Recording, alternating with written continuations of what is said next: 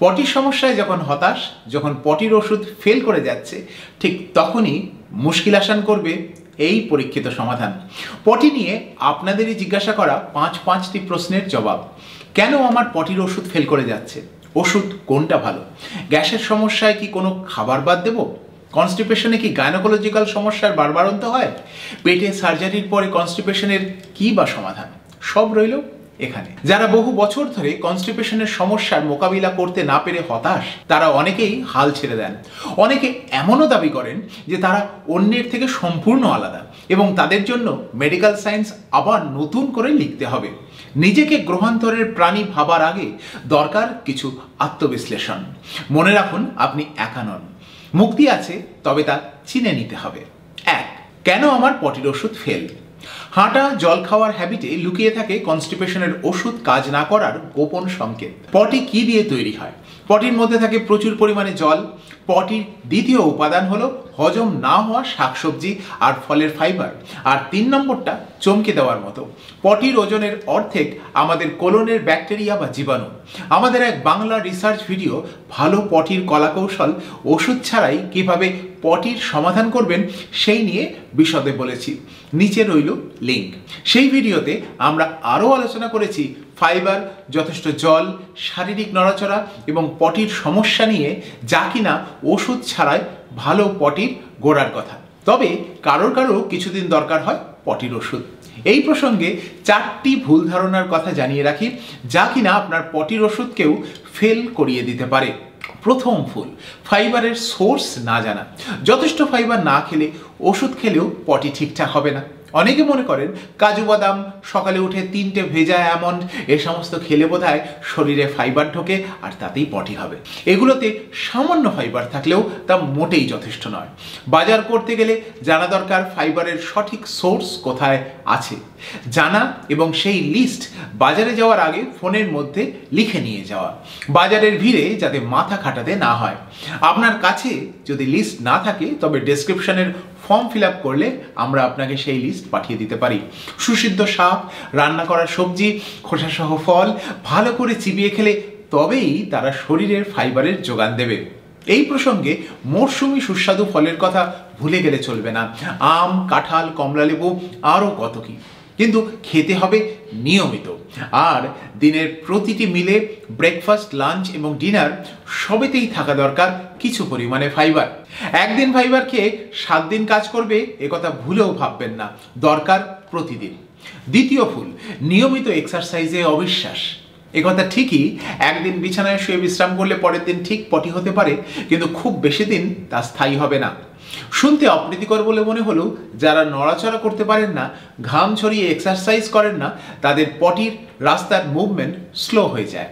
তৈরি হতে থাকে কনস্টিপেশন। প্রতিকারে দরকার পরিশ্রম করে জোরে জোরে লম্বা হাঁটা নিয়মিত। রান্নাঘর থেকে বসার ঘরে থেমে থেমে 100 বার হাঁটাচলা করলেও সেটা প্রপার এক্সারসাইজ নয়। টিফিন নিউজে 10টা দুঃসংবাদ দেখে, অফিস, বাড়ির পলিটিক্সে দিনের শেষে ক্লান্ত হয়ে পড়লেও সেটা কোনো এক্সারসাইজ নয়। স্বভাবতই সেই ক্লান্তি আপনাকে পরিশ্রান্ত করে তুললেও আপনার পটিকে হেল্প করবে না। তৃতীয় ভুল, আমি তো যথেষ্ট জল খাই। আমাদের গ্রীষ্মপ্রধান দেশগুলোতে আমরা প্রয়োজনের তুলনায় যথেষ্ট কম জল খাই। এ নিয়ে বিস্ফোরক সমস্ত তথ্য আমরা জল বলে একটা ব্লগ পোস্টে একসময় লিখেছিলাম। লিঙ্ক রইল নিচে, পড়ে নিতে পারেন। ওয়েদার চেঞ্জের সময়গুলোতে জলের প্রয়োজনীয়তা আরও বাড়ে। গরমের সময় তো ঘেমেই বেরিয়ে যায় লিটার লিটার জল, আর শীতের সময় জল খেতেই ইচ্ছে করে না। একটু জল খেলেই মনে হয় অনেকখানি হয়ে গেছে। দিনের শেষে পেট পায় না জল, পটি হয়ে যায় শক্ত। 2 দিন পর থেকে শুরু হয় কনস্টিপেশন। খেয়াল করে ঘড়িতে অ্যালার্ম দিয়ে জল খান। বাড়িতে 3টে বোতলে নিজের নাম লিখে রেখে জল খেতে শিখুন। চতুর্থ ভুল, ধৈর্যের অভাব। কোনো মেডিকেল বই লেখা নেই, কিন্তু পেশেন্ট দেখতে দেখতে এই চরম সত্য বুঝতে পেরেছি নিজেরই অভিজ্ঞতা থেকে। জল, ফাইবার, বন্ধু জীবাণু, এই 3টির পর পটির চতুর্থ উপাদান ধৈর্য, যাকে বলে পেশেন্স। একদিন দুদিন গুড বয়ের মতো জল ফাইবার খেলে তার ফল কিন্তু 7 দিন আপনি পাবেন না।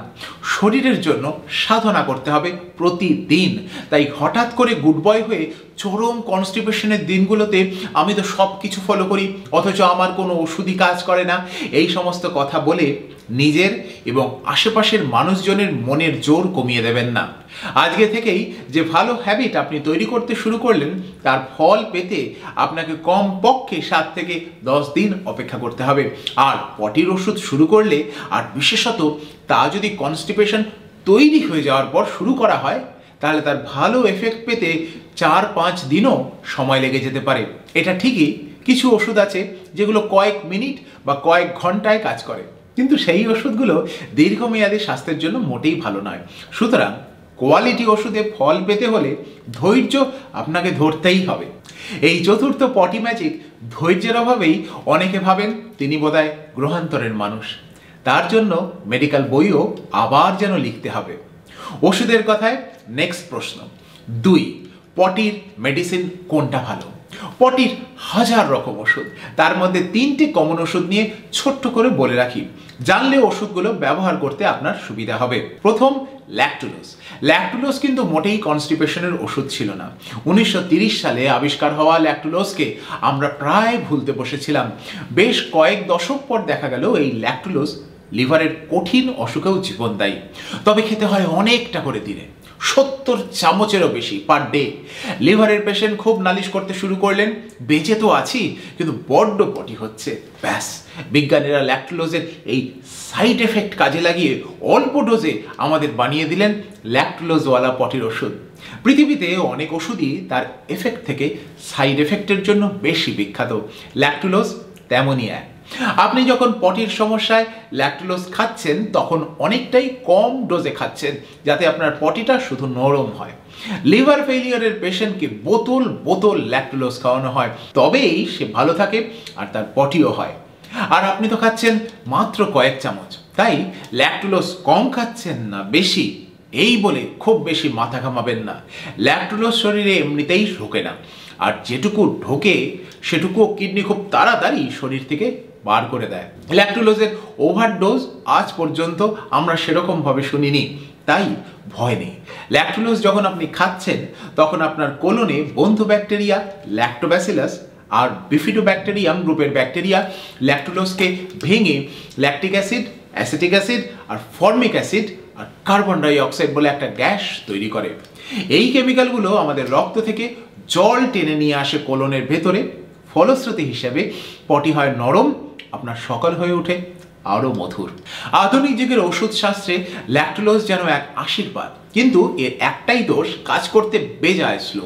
অনেকেই জিজ্ঞাসা করেন কবে কাজ করবে ল্যাকটুলোজ। উত্তরে যে কথাটা বলে আসছিলাম বেশ কয়েক বছর ধরে, তা হলো আজকে থেকে ওষুধ শুরু করলে ল্যাকটুলোজ কাজ করতে শুরু করবে 2 থেকে 3 দিন বাদে, তেমনই মেডিসিনের বইয়ে লেখা থাকে। কিন্তু ইদানিংকালে জানতে পেরেছি যে ল্যাকটুলোজ কখন কাজ করবে তার উত্তরটা একটু আলাদাভাবে দিতে হয়। যেদিন আপনার যথেষ্ট ল্যাকটুলোজ খাওয়া হবে, ল্যাকটুলোজ কাজ করতে শুরু করবে তার থেকে 3-4 দিন বাদে। সুতরাং খুব বেশি কনস্টিপেশনের সমস্যা হলে 1/2 চামচ 1 চামচ ল্যাকটুলোজ খেয়ে সমাধানের আশা করবেন না। ল্যাকটুলোজ বাড়িয়ে বাড়িয়ে দেখুন ঠিক কোন ডোজে আপনার সঠিক কাজ হয়। প্রয়োজনে আপনার ডাক্তারবাবুর সাথে আলোচনা করে নিন। আর হ্যাঁ, বুঝতেই যখন পারছেন খেলাটা যেহেতু জলের, তাই আপনি যদি জল কম খান তাহলে ল্যাকটুলোজ কাজ করতে চাইবে না। আর আপনার কোলনে যদি বন্ধু ব্যাকটেরিয়ার সংখ্যা কম থাকে তাহলেও ল্যাকটুলোজ কাজ করবে না চট করে। বন্ধু ব্যাকটেরিয়ার সংখ্যা কিভাবে ভালো করবেন সেই নিয়ে আমাদের ভিডিও রিসার্চ রয়েছে, নিচে লিঙ্ক। দ্বিতীয় একটি পপুলার ওষুধ মিল্ক অফ ম্যাগনেসিয়াম আর প্যারাফিন কম্বিনেশন। তার সাথে মেশানো হয় মিন্ট বা কমলা লেবুর গন্ধ, কারণ মিল্ক অফ ম্যাগনেসিয়াম আর প্যারাফিন দুটিরই স্বাদ গন্ধ প্রচণ্ড বিচ্ছিরি। এই ওষুধগুলোর মধ্যে মিল্ক অফ ম্যাগনেসিয়াম পটিকে নরম করে, আর প্যারাফিন যা বিশেষত একটা মিনারেল তেল তা পটিকে পিচ্ছিল করে শরীরের বাইরে ঠেলে দিতে সুবিধা করে। ল্যাকটোলেজের মতোই সময় লাগে, তবে মিল্ক অফ ম্যাগনেসিয়াম আর প্যারাফিন কম্বিনেশনে একটু যেন আগে কাজ হয়। কিন্তু প্যারাফিন যেহেতু তেল, তাই অনেক ধরনের ভিটামিন, বিশেষত ফ্যাট সলিউবল ভিটামিন মানে ভিটামিন এ, ডি, ই আর কে প্যারাফিনের সাথে মিশে শরীর থেকে বেরিয়ে যেতে পারে। তাই কাজ হলেও দীর্ঘমেয়াদী এই ধরনের ওষুধ খাওয়া কাজের নয়। না, এতে আপনার অ্যাডিকশন হবে না, কিন্তু ভিটামিনের সমস্যা হতে পারে। তাই এই ওষুধ খেতে হয় সাধারণত খালি পেটে, যখন তা খাবারের মধ্যে নিউট্রিশন শরীরে ঢুকতে বাধা দিতে পারবে না। তৃতীয়, বাঙালির আদি অকৃত্রিম বন্ধু ইসবগুল। ইসবগুল আর কিছুই নয়, ফাইবার। তবে এর একটা বড় গুণ রয়েছে, তা হলো এই জল শোষণ করে ফুলে যেতে পারে বেশ কয়েক গুণ। ইসবগুল আমরা কনস্টিপেশনের জন্য ব্যবহার করে আসছি, কিন্তু মনে রাখা দরকার ফার্মাকোলজি বইয়ে এর অন্য একটাও উপকার আছে। কিরকম? ইসবগুল কিন্তু যথেষ্ট জল না খেলে একদম কাজ করতে চায় না, বরঞ্চ তা উল্টো দিকে কাজ করে, মানে কনস্টিপেশন তৈরি করতে সাহায্য করে। এর জন্যই ফার্মাকোলজি বইতে ইসবগুলের অনেক সময় ডায়রিয়ার ওষুধ হিসাবে একটা পরিচয় রয়েছে, যাতে তা ডায়রিয়াকে কনস্টিপেশনে রূপান্তরিত করে দিতে পারে। এইভাবে ডায়রিয়ার চিকিৎসা সাধারণত আমাদের আধুনিক চিকিৎসা শাস্ত্রে আর করা হয় না। তবে একথা জেনেই আপনি পরিষ্কার বুঝতে পারলেন ইসবগুল খেলে তার সাথে যদি যথেষ্ট জল না খাওয়া হয়, তাহলে ইসবগুলের ফল হবে হিতে ঠিক বিপরীত। কোন ওষুধ এড়িয়ে যাবেন? ল্যাকটোলোজ, প্যারাফিন আর ইসবগুল ছাড়াও প্রচুর ধরনের পটির ওষুধ রয়েছে, যে পটির ওষুধগুলো পেটের ভেতরের লাইনিংয়ের ইরিটেশন বা ক্ষত তৈরি করে পটি করায়। তার মধ্যে কিছু অ্যালোপ্যাথি ওষুধ রয়েছে, আর কিছু ওষুধ রয়েছে যা গাছগাছরা থেকে পাওয়া। এই ধরনের ওষুধগুলো খুব চট করে কাজ করে, অনেকে বলেন মন্ত্রের মতো কাজ করে, কিন্তু এই গ্রুপের ওষুধগুলো দীর্ঘমেয়াদী খেতে সাবধান। আমাদের পটি নিয়ে এক রম্য রচনার লিঙ্ক নিচে রইল, সেখানে পাবেন এই ধরনের ওষুধগুলোর খোঁজ খবর। 3, এটা খাই না, ওটা খেতে পারি না, পটির সমস্যায় আমার তো সব খাবারই বাদ দিতে হয়েছে, এরকম নালিশ করেন অনেকেই। এই এক বিশাল ফাঁদ। প্রায়শই দেখি পটির সমস্যা মোকাবিলা করতে গিয়ে প্রয়োজনীয় খাবারগুলো অনেকেই নিয়ম করে বাদ দিয়ে দেন। একদল কনস্টিপেশন হবে এই ভয়ে যথেষ্ট প্রোটিন বাদ দিয়ে দেন, আরেক দল বেশি জল খেলে কিডনি খারাপ হয়ে যাবে এই ভয়ে বেশি জল খান না, অন্য দল পেটে গ্যাস হয়ে যাবে বলে ফল, শাকসবজি মানে সমস্ত ভালো ভালো জিনিস আর কি খাবার থেকে রীতিমতো বাদ দিয়ে দেন। এতে শুধু কনস্টিপেশনই হয় না, ভবিষ্যতে বাড়ে কোলেস্টেরলের সমস্যা, এমনকি ক্যান্সার হওয়ার সম্ভাবনাও। কোনো খাবার বা খাবারের উপাদান সত্যি সত্যি আপনার পটির সমস্যার জন্য দায়ী কিনা, এই সমস্ত সত্যিই জানতে হলে আপনাকে তৈরি করতে হবে ফুড ডায়েরি। শুধু স্মৃতির উপর ভরসা করে দয়া করে কোনো প্রয়োজনীয় খাবার আপনার খাদ্য তালিকা থেকে বাদ দেবেন না। মানুষের স্মৃতিশক্তি খুবই ক্ষণস্থায়ী। 4 দিন আগে দুপুরবেলা আপনি কি দিয়ে লাঞ্চ খেয়েছেন বললে মনে করতে পারবেন না, বলুন পারবেন? এই অক্ষম স্মৃতিশক্তি দিয়ে যদি সত্যি সত্যি আপনি চিহ্নিত করতে চান যে খাবারে আপনার কনস্টিপেশন, গ্যাসের অপরাধী লুকিয়ে আছে কিনা, তার জন্য আপনাকে দৈনিক ডেট, পটির ধরন দুটোই বিশদে লিখে রাখতে হবে। 1 মাস এ ধরনের পটির ডায়েরি মেনটেন করতে পারলে তবেই আপনি সঠিকভাবে চিহ্নিত করতে পারবেন আপনার পটির জন্য অপরাধী আদৌ আপনার খাওয়া দাওয়ার সমস্যা, নাকি আপনার ফাইবার, জল বা নড়াচড়ার অভাব। স্যাম্পল ফুড ডায়েরির কপি পেতে নিচে ফর্ম ফিল আপ করুন, পাঠিয়ে দেব ডাইরেক্ট আপনার ইমেলে। শুধুমাত্র ভাত, ডাল, খোসা ছাড়া আলু আর রসগোল্লাকে খুব আনন্দ হবে, কিন্তু কয়েক বছর পরেই শুরু হবে তার সাইড এফেক্ট। সুতরাং ফাঁদে পড়ার আগে সন্দেহের উপরে ভিত্তি করে খাবারের প্রোটিন, ফাইবার, জল এ সমস্ত প্রয়োজনীয় উপাদান বাদ দেবেন না। প্রোটিন যথেষ্ট না খেলে রোগ প্রতিরোধ ক্ষমতা কমে আসবে। প্রোটিন হজম করতে মানুষের সময় লাগে, তাই বেশিরভাগ প্রোটিন খান সকালবেলার ব্রেকফাস্টে, আর দুপুরবেলার খাবারের মধ্যেই। রাতে ডিনারের মধ্যে প্রোটিন বা ভারী খাবার বাদ দিন, তবেই শরীর থাকবে চনমনে। ফাইবার জাতীয় খাবারের সাথে সাথে করতে থাকুন নিয়মিত হাঁটা চলা, এক্সারসাইজ, তবে আপনি জীবনের ভালো দিনগুলোকে আরও ভালোভাবে উপভোগ করতে পারবেন। ফাইবার খেলেও গ্যাস হবে না। সাদার উল্টো কালো নয়, ভালোবাসার উল্টো ঘৃণা নয়, তেমনি গ্যাসের ট্রিটমেন্টের ওষুধ গ্যাসের ওষুধ নয়। নড়াচড়া আর বাড়ির বাইরে লম্বা হাঁটা নিয়মিত, আর প্লিজ জল খাওয়া কমাবেন না। 4, কনস্টিপেশনে গাইনোকোলজিক্যাল সমস্যা কি বাড়ে?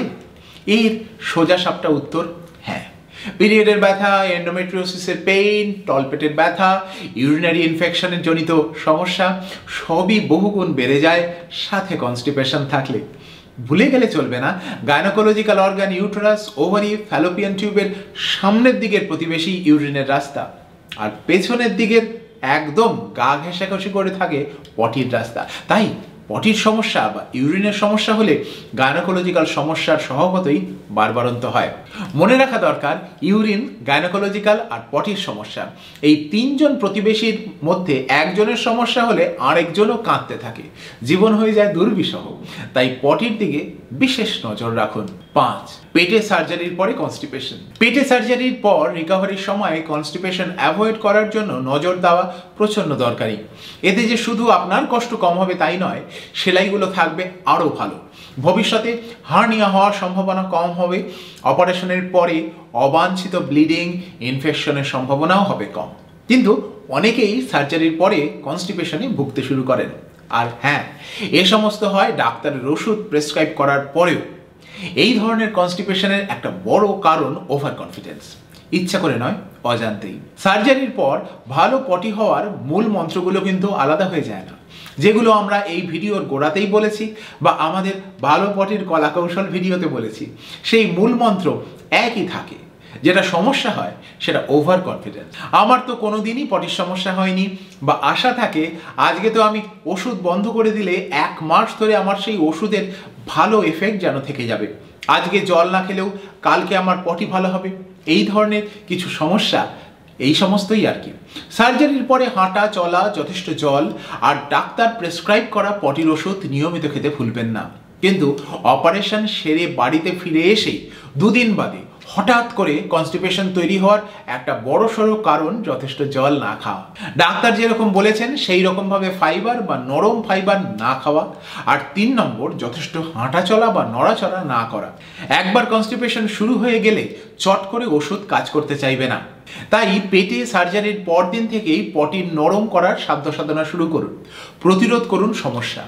নেহাতে যদি কনস্টিপেশন শুরুই হয়ে যায়, তখন আপনার সব থেকে বেশি দরকার সেই চতুর্থ ম্যাজিকের, যার নাম ধৈর্য।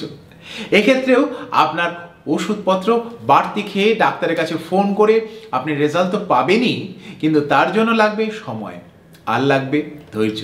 আজ এই পর্যন্তই, ভালো থাকবেন। শিগগিরই অন্য একটা টপিক নিয়ে দেখা হবে।